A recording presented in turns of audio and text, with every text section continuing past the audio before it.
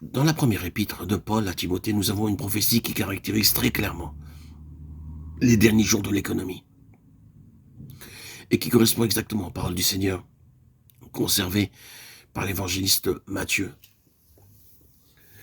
Les deux lettres de Paul à Timothée sont les deux dernières épîtres et qu'écrivit l'apôtre avant de partir pour être avec Christ. L'une et l'autre furent rédigées en prison. Et la prison fut pour Paul ce que Patmos fut pour Jean. Exilé, l'apôtre Jean, ravi en esprit, reçoit la révélation des choses à venir. Apocalypse 1:10. L'apôtre Paul lui donne ses dernières instructions pour l'Église de Christ, règles de conduite pour tous les temps, qui ne s'adressent pas seulement à Timothée, mais à tous les serviteurs de Dieu ayant affaire avec sa maison.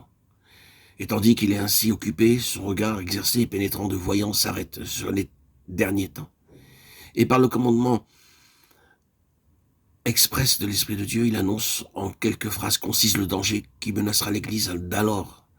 Ainsi, autrefois, les prophètes de l'Ancienne Alliance transmettaient à Israël le message divin, prophétie d'une portée souvent incalculable, qui n'était parfaitement comprise qu'au moment de son accomplissement. L'apôtre écrit ceci.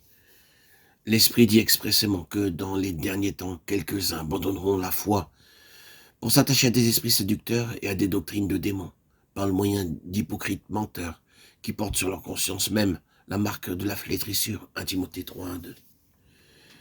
L'avertissement prophétique de l'apôtre Paul est l'unique prédiction formulée en termes précis sur l'histoire de l'Église à la fin de notre économie.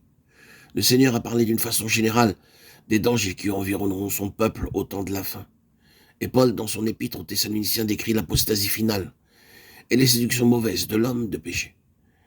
Mais le passage de 1 Timothée 4:1-2 est le seul qui indique très explicitement la cause spéciale du péril que court l'Église, parvenue au terme de sa carrière terrestre, et sous quel déguisement les esprits mauvais feront éruption en son sein, s'attaqueront à ses membres, et en détourneront plusieurs de la pureté de la foi qui est en Christ. Le Saint-Esprit, dans le très bref message qu'il communique à l'apôtre, décrit le caractère et l'œuvre des mauvais esprits. Par là, il reconnaît leur existence, les efforts qu'ils dirigent contre les croyants, la nature de ces efforts. Séduire, enfin, il prédit ce qui sera le résultat de leur séduction, détourner les croyants de la foi en Christ, et de tout ce qu'implique cette foi, donnée aux saints de façon définitive. Jude 3. 1 Timothée 4:1-3 dépeint le caractère des esprits séducteurs, et non pas celui des hommes qui sont leurs instruments, leurs victimes. C'est ce qui ressort de l'origine grecque, qui, selon cette version, verset 2, se rapporte au caractère des esprits séducteurs, et qui devrait être lu ainsi, enseignement direct d'esprits impurs, qui portant une marque sur leur propre conscience, comme la marque infamante que recevaient les criminels, prétendent cependant à la sainteté pour couvrir leurs mensonges.